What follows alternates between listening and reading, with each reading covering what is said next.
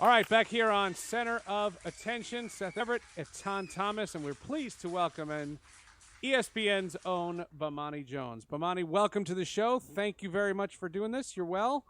I'm good, man. How about you? I'm good. Now, this is not the first time you and I have been on a screen together, and one of it was one of my favorite gigs that we had. The year was 2013. Greg Wax, Chris Delgado, Colin Evans, and Jeff Floor created Spreecast.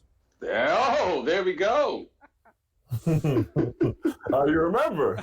Yeah, man. We did a lot of work with Spreecast. I loved it. And I had a channel on Spreecast, and that's how I got to work with Prince, and it was cool. And Bhavani had a great channel on Spreecast, and we would have to go on and commingle our shows, and that's how I met Bomani Jones. Yeah, man. That's wild. I got to tell Lance about that. That's what's up. That's up. How you doing, Bomani? Hey, thanks for coming on the show. There's a lot that I want to discuss with you, so I want to jump right into it. I talk a lot about the media, and you have different media personalities, you have different media, outlets, but specifically with members of the Black media, there's a certain level of trust that athletes have with certain members of the Black media. You saw it even in the Last Dance when MJ was like, I ain't talking to nobody but Ahmad Rashad. I just thought that was really cool. But there's things, each athlete can say there are members of the Black media that they specifically usually kind of gravitate towards because there's a certain level of trust that has been built. And what I want to ask you is, when you hear other members of the media say things that can be detrimental to you as a member of the media, do you feel compelled to call them out? Or is it kind of like we're all members of the media, so we all have to stand on one accord? Now, I'm asking for a specific reason without saying specific names. Yeah, see, I don't believe in the idea that, like, the media is like a fraternity and that there is no breaking of rank into fraternity. Because I guess I didn't come up in it through the channels that a lot of people did. I came into it as an outsider, and then suddenly I was a member of the media, right? Like, criticizing media behaviors is kind of what I started doing. So I'm not in here now like, oh, everybody's buddies or whatever it is. I know that with a lot of people, it kind of depends on who your friends are. And then they kind of operate and navigate in that way. I've never felt, though, that any one individual was going to mess it up for me. And the reason that I haven't so much felt that way is I feel like the ones that wild out and do that on a regular basis, they tend to stand out themselves as being individuals. Like, I think that the people that we cover have a pretty good gauge on who's on the up and up and who is not, and who handles business in certain ways. Now, when I do see some people that are just obviously out here for the shock on it, my thing about it is, once those people exist in that space, we got to collectively, like, it's not even so much deplatform them as much as ignore them, right? Like, when we know that somebody isn't sincere, then we can't treat them with the energy that we give to sincerity. Like that's the biggest thing that I come away with all the time when I see some of these people where I'm like, if the only time I think about you is when you do something to make me mad, then I need to spend even less time thinking about you.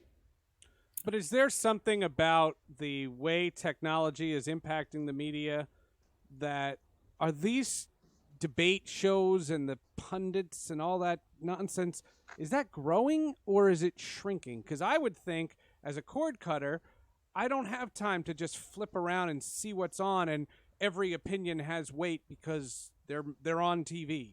It seems now that you can be much more selective in who you choose to follow or read or watch or listen to. Yeah, you can, but that's why I find it so strange that the people get so riled up by folks that they don't choose to follow, right? Like the people that they have chosen not to bring into that space, they wind up transferring those people into that space because it becomes like a communal activity to dunk on them, which I have certainly participated in a great deal. But at this point in my life, I don't know if that's necessarily the best way to do it. The thing about opinions, though, at this point is, one, because of social media, you have to be a professional to have like a compelling opinion, to be honest. Like, people can find those anywhere. So if you're going to stand out, one, you got to be really, really, really insightful, or B, you got to be really ridiculous. And some people still opt to go on the really ridiculous route, but I don't think that that's new. Some of these people that we see saying ridiculous things on social media, they were saying ridiculous things before this stuff came around also. Like, that's been the way that they've chosen to go about doing these things. So I don't know myself if I feel like social media is actually making it worse. What social media is doing, though, is when you hear the things that you don't like, it's easier for those people to get amplified, because now more than ever, the people who will do your promotional work for you are not the people who rock with you, but the people who don't rock with you. And that's where I look at folks. I'm like, yo, we're not going to rock with these folks, then we have to not rock with them. And so let me present a different side of it as well, then, because I'm somebody who, the concept or the theory of the good cop versus the bad cop. I'm not somebody who says that all cops are pigs. I'm not. I'm not somebody who says that all police are evil. But what I do say is that I challenge the so-called good cops to be able to have the moral courage to be able to call out the bad cops, so that you don't get lumped in with them. Yes. You know what I mean? I agree. And so I'm making this, correlation to the media, because a lot of times there's an interesting relationship with athletes and media. Would you agree? I agree with that. And I do agree that in the macro, that there's a great tendency for media folks to decide that they're not going to call out the people that they're cool with, right? Whether they be people in the business, whether they be the people they cover. I do think that is absolutely the case. And I do think that there is a level of importance that comes from when you see something that is out of line, like checking it as being out of line, where it gets to be a little difficult, like as a media member dealing with another media member, people got the room to have, like some people have opinions that I think are awful, right? But if your job is to have opinions, then to a degree, I have to say, okay, you are allowed to think whatever this thing is. And if your job is to express it, then you go, then you can go ahead and do it. But I also do think that when folks are out here handling business in a way that I think is wrong, then there is something to say about challenging that, especially if the person that's pushing forth these thoughts or ideas has real influence, right? And so for me, what often happens is if I feel like I'm dealing with somebody that doesn't actually have any influence, then I'm not going to give them influence, right? Because like if you are me in the place that I am in at this, if I decide that you are my enemy, then you're going to make some friends that you never had before, because they're going to be friends with whoever it is that I'm the enemy of. Like if there's an analogy we can make is in the last 4 years, and you've had people be like, yo, we need Barack Obama to come out here and say something, right? We need him to do something. But if Obama says something, now this turns into something completely different, because you got the people who are going to decide that they're on the other side of it just because it's Obama, right? Is it actually a bad thing for him to come forth because it complicates what the situation is? And that's something I wind up having to decide in certain cases is my presence in this discussion going to be a complicating factor rather than one that makes it clear? And that's a good point. But my counter to that would be if you have somebody who does have a significant amount of influence, and because of the reason why they have this influence is because of the certain positions that they take, whether they agree, whether they really believe them or not. Because sometimes some positions, they're so outlandish. You're like, okay, wait a minute. You cannot be a black person and actually think like this. Do you know what I mean? Like, it's not just a difference of opinion on something, but some positions that are so outlandish, like somebody saying there's no such thing as racism in America. You're like, wait a minute. Come on now. You can't say that. But they're making those kind of statements, and every time they make that statement, they get the pats on the top of the head. They get pushed higher into the, into the forefront. They get their own show. They get their own platform. They get bigger. So they're growing, and we're watching them. You know what I mean? But sometimes I'm like, okay, I think we need to start attacking them a little bit more, because what they're saying is so dangerous. Not necessarily them personally, but what they're saying and the platform now that they're saying it on. And we're doing a lot of dancing around of the people's names, because we know who we're talking about, but we're not going to say their names on here. And that's been a specific choice. Has that been predetermined? Because that's been predetermined. As long as we all understand what. But here's what I asked about that though. The question is, how much influence does a person actually have? Like, is a platform and influence the same thing? Because I feel like with a lot of these views, like, so if you decide to argue like the no, this isn't racism view, the people who are going to agree with you, you were never going to sway them with the other view, right? Like they were just waiting on somebody, whoever that somebody happened to be, to tell them what they already thought. But nobody's changing their mind, and nobody on the other side is ultimately like really going to change their mind. It gets caught in an echo chamber, and you can make yourself some bread and you can get some like currency within those circles. But since I don't traffic in those circles, I myself am not inclined to give that but so much thought. But if you are in a place where I feel like you got some real influence and you can really like affect and change people's minds, because like the worst thing to me that's happened with social media, the most disappointing thing, I think more so than worst, is it provides access to a whole range of thoughts and opinions, but it also makes it easier to stay within an echo chamber if you so decide.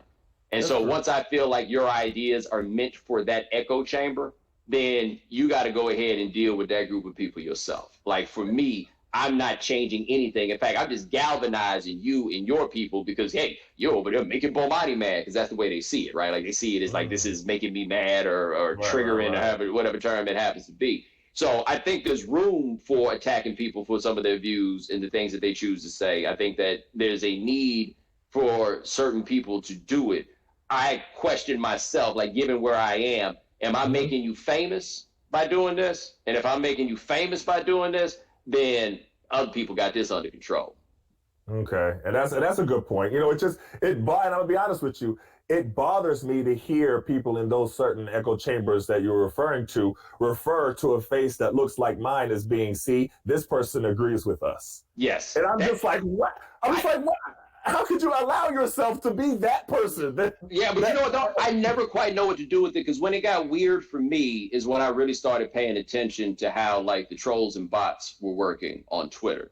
And I looked at my mentions once and I saw 2 accounts that had just been founded that same day arguing with each other about something that I had said. And I was like, oh, okay, this is what the game is, right? Like you think about it, most of us basically have about the same number of Twitter followers that we had 2 years ago, 3 years ago, whatever it is, right? Like after you've been on there for years, you ain't meeting with so many new people that are coming into your space. But you notice all those retweet and reply numbers for everybody are higher and higher and higher than they've ever been. That don't feel organic, right? Like that doesn't feel natural. And so when I started going through and seeing that I could talk about this, that, and the third, whatever it happened to be, and I watched the artificial discussion that was generated around it, I stepped back from talking about basically almost anything that mattered on Twitter after that point, because I felt like I was being used by the platform more than I was in a position to use it myself. And like as somebody who actually likes to engage people, I couldn't even tell if it was people anymore. And so then I fell back. And so what happened now is that space has become so combative because these are angry times, right? And so people wind up just arguing with each other back and forth.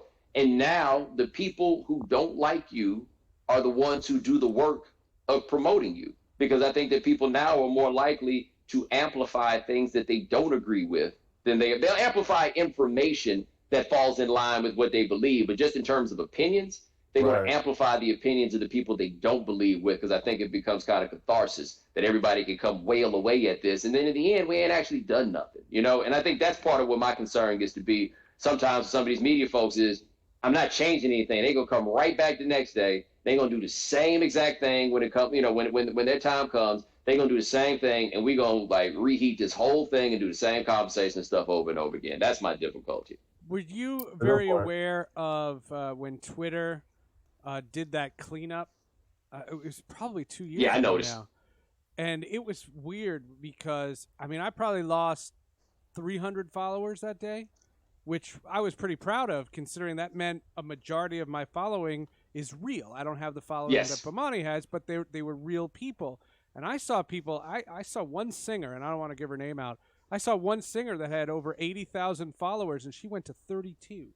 Yeah. In a day. Twitter cleaned up, and that means she bought them. I mean, there's no other way to say it. There used to be a very easy way to go on a website, and you could buy followers. And it was as Twitter was growing, it was something that immediately happened, and there was a good way to find out who was fake and who was real when they did that cleanup. Do you think they'll do that again? I think at some point they'll probably need to, but they need user numbers, right? Like they need to be able to say we have this many people who use the platform. They like the fake followers. Yeah. And like I find it weird, like the regular people who have like their burner accounts, like you got this anger and you need to send it out, but if your name's not on it, what are you even doing? Like what are you even gaining out of this? So like it's a concept. I tell dirty jokes. I have a burner account. I love it. Yeah, it's so fun. I don't do anything political. I don't offend anyone, and I never tweet at a famous person that I wouldn't tweet with my own account.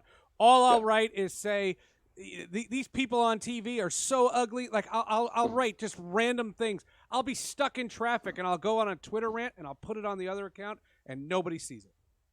But that's the part. The nobody sees it part is where I'm so confused. You can do it in a diary. Like, why does it have to be online? It's a diary. It's a diary. That's exactly what it is. It's a diary. Then why don't you get a diary? That's my question. That's what I don't understand. Because this is my diary. I like this diary. That's interesting. Yeah, I don't know if I can roll with you on that one, Seth. I don't have a Twitter account, but I think that is an interesting concept. So I want to ask you real quick, about The Last Dance. I want to keep you here too long. There were so many different takeaways from these last episodes. I mean, from the whole time. I thought the Sonics, by the way. Yeah, he's big Seattle guy. So I thought that this was the first time we saw the human side of MJ in these past, these episodes here, and I would say last weekend, where you saw him kind of agonizing over how he was being treated by the media, or agonizing after his, the passing of his father. You know what I mean? And that was a image that, and you can tell me if I'm wrong, that people came away from that as having a negative feeling towards the media once again, because it was the media that kind of pounced on him when his father was in and said, okay, well, throwing out these different things, just the way that it was set up. What is your reaction as a member of the media seeing that? Do you see that as like you being lumped in with that, like them taking shots at you too? Or do you see it more as, well, they're not talking about me, they're talking about that section of the media? Yeah, and I feel like people, when they say the media, can mean a zillion different things, right? Like, it's a really broad term. So no, I don't, especially since that happened in 1993, right? Like, I was 13. So like, I'm definitely, I'm definitely not feeling like, oh damn, y'all talking about me right now. When y'all are doing that. But for me, like, again, I feel like I kind of have a 1 foot in, 1 foot out sort of thing. Like, I can recognize when we as an industry are tripping. And I do a lot of stuff where I talk about the fact that, like, if we are tripping, the thing about after his father died was just wait until there's an arrest or something like that. And then once you saw what the story was on the kids who did it, like, if that was a hit, it certainly wasn't professional, right? Like, the logic. You don't do that to Michael Jordan, right? Like, Michael Jordan got all the money in the world. You keep that guy on the line. Like, you don't do something that's going to make him not rock with you anymore. Right. Yeah, like it's not going to be that. I imagine in that time, though, everybody needed a story, right? Like Michael Jordan's retired. After he says he's retired, what's the story? The story is, why did he retire? I didn't feel like playing anymore. It can't possibly be that, right? And so you go and you dig. Right. But, and it has started because they had gotten the whispers about him gambling. And I admit, I think it is a fair question to say in a quiet place, well, we just found out about Mike and these gambling things, and then this situation happens out of nowhere. If you were a police officer and you were investigating, you would check out that lead, right? But you don't tell the world that you're checking out that lead until you know something about it. Right. Very true. But they did. And I thought that part was very interesting, that the media that once loved him so much, that held him up to walk on water, as soon as they found something that they could tear him down with, it's like those same media just started chomping at him, and at his lowest point. And I just thought that was something that was interesting, that how it was shown, because you never really saw, like, MJ is pretty private. You don't really keep but you're seeing how that affected him. You saw him be upset by it. You saw him be hurt by it. And that's just something we just haven't seen before. Yeah, well, what I also thought was strange, they were treating it like there was no chance he was ever going to be relevant to them anymore, right? Like, those kinds of stories are risky. Ask Sports Illustrated, right? Like I said, when Sports Illustrated did that Bag It Michael cover, right? What a risk for you to take for so little potential gain, because Michael Jordan never talked to them again, right? Like, he came back to basketball and all this, and to this day, he has not spoken to Sports Illustrated since that happened. And you only do that if you feel like this guy is disposable, which is wild, because how could you think that Michael Jordan of all people, how could you think that he was a disposable figure that you could just trash to get one cover story cracking? That was wild to me. And I think for Mike, I don't think that Mike necessarily thought that media affection was real per se. But he did seem to believe that if I do everything that I'm supposed to do, that it will be repaid in kind, by the mechanisms of this relationship between athletes and media. And then he looked up and was like, oh, wait a minute. No, because you got to remember at that time, he was still talking to people, right? Like he still talked to reporters. There wasn't this wall around Michael Jordan that there is now. That wall came up after, though. It definitely did. It definitely did. So listen. I want to thank you for coming on the show. I don't want to hold you too long. Yeah. But one thing I do want to ask, the last question, we weren't going to talk about and name the people who we were talking about who we disagree with. And I want you to name the people who are like your people in the media. You know, the people that have your back, the people that you support. And, you know, and it's going to be matching the people who, you know, we as athletes look at and we're like, you know, okay, well, he's okay. You know, all right, well, he's okay. And there is a group. But just give a quick shout out to all the media people who you support. You don't have to tell the whole list, but just But you obviously, you know, my guy Dan's come down. Lovejoy's come through for me more than anybody else. So he's one of the guys that's on top of the list. NBA, my guy Vinny Goodwill at Yahoo Sports is someone I've known Vinny now for about 10 years, and of course we're very close. But part of why we're close is because he's so good at doing this job. Like he's one of the guys that I look at and I'm like, yeah, the future is coming. And it's going to look a lot like that dude, right? Like I still rock with Michael Wilbon a lot, right? Like Wilbon, I still think, you know, you do this as long as Wilbon has, you're going to make some mistakes along the way, and we're always going to remember, you know, the mistakes in a way. But guys like him and J.A. and Kevin Blackstone, like all those, you know, dudes that I've worked with in kind of that like around the horn PTI circle are like still out here, like really doing a lot of very, very, very good work. And they're still playing it straight, man. Like I think, as much as people think that there's money in the shocking media, that's all temporary money.